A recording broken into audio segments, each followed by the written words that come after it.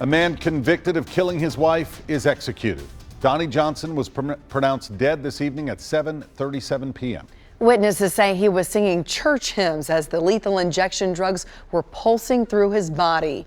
He was sentenced to die for suffocating his wife at a Memphis camping center decades ago, and now he is the fourth inmate executed in Tennessee within a year. Let's go out to News Channel 5's Jason Lamb outside Riverbend Maximum Security Institution. Jason, I know that it was a dramatic scene tonight. It was a scene that the family of the victim, Donnie Johnson, came 3 decades too late because of all the legal appeals.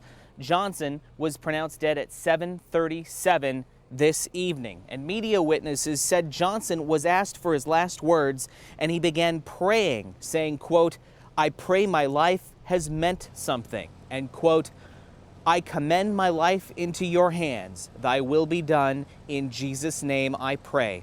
Witnesses said he then began singing several church hymns as the lethal injection chemicals were being administered, finally stopping in the middle of one of them. There has been controversy over the 3 drugs Tennessee uses in its lethal injections, with attorneys saying the first drug does not mask the pain of the second and third drugs. Several witnesses today said Johnson made a sound after the warden concluded that he was not conscious, before the remaining 2 drugs were administered.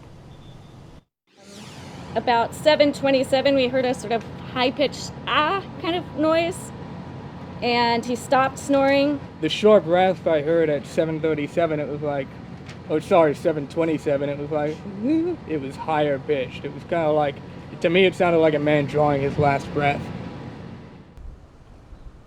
Now, those are the kind of statements that are debated in courts about whether inmates can feel what is happening to them. But Johnson's attorney was very clear in what she thought those sounds meant. She says she thinks Johnson was tortured to death. I believe that he felt the sensation of being buried alive from the paralytic, and I believe he felt the sensation of liquid fire from the potassium, because the science shows that it happened. Now, those descriptions the state of Tennessee has called hyperbole in legal filings.